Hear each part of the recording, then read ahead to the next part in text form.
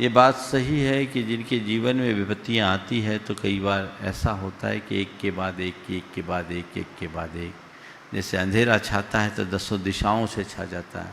इसी प्रकार कई लोगों के जीवन के साथ ऐसे दुस्संयोग दिखते हैं कि एक के बाद एक, एक के बाद एक, एक के बाद एक, ऐसी विपत्तियाँ आती हैं। लेकिन आप घबराइए मत, इन्हें कर्मोदय मान करके स्वीकार कीजिए, सहज भाव से स्वीकार कीजिए। मेरे कर्म का उदय है, ये विपत्तियाँ झेलना है, लेकिन ये कम है क्या कि मैं इनके बीच जीवित हूँ और अपने जीवन का निर्वाह कर रही। आप अपने आप को मजबूत बनाइए और ये सोचिए ये पाप का उदय है, समय पलटेगा, आज नहीं कल सब ठीक हो जाएगा।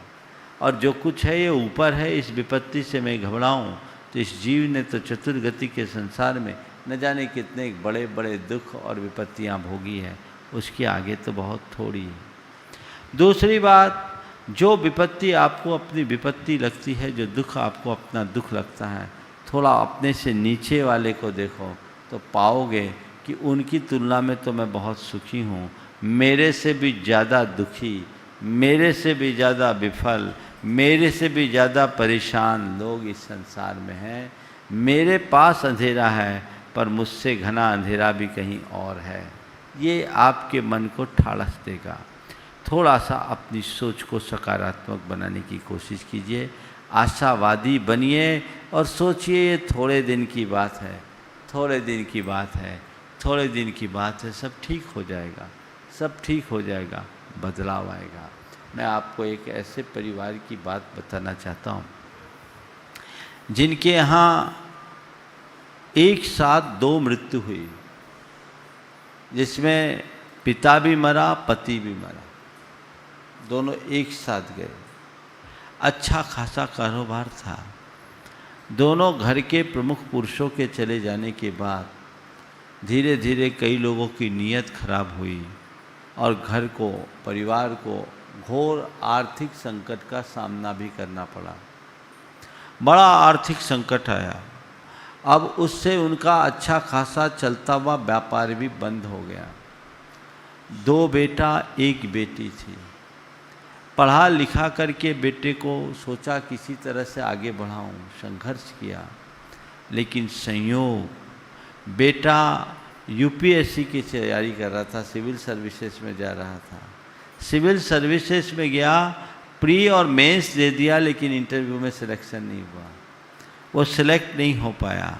इसके बाद वो ट्यूशन व्यूशन करा करके, कोचिंग करके कुछ पैसा कमाने लगा। उसकी सगाई हुई, सगाई भी टूट गई, सगाई टूट गई। अब वो कहीं से कुछ करे, उनको लगे नहीं कहाँ, अब हर तरफ विफलता विफलता विफलता। अब क्या करे, मन हार गया। मेरे पास आए, महाराज कोई रास्ता बताओ। मैं क्या रास्ता बताता, उनको मोटिवेट किया, धैर्य रखने के लिए कहा, भैया थोड़ी शांति रखो, धैर्य रखो, काम करो, कोई दिक्कत नहीं है, सब ठीक हो जाएगा। इसी बीच उसका एक मित्र था जो जर्मनी में था, उसने अपनी एक कंपनी खोली। उसे कंपनी में एक आदमी की ज़रूरत थी, अपनी तरफ से ऑफ़र दिया, स्टार्टअप में उस कंपनी को उसने रख लिया। आज उसकी 500 करोड़ की कंपनी है जिसका वो एक हिस्सेदार है। दिन बदलते हैं तो ऐसे बदलते हैं। सब कुछ हार जाने वाला व्यक्ति, सबसे हार जाने वाला व्यक्ति भी इस तरह से बदलाव घटित कर सकता है, अपना उद्धार कर सकता है।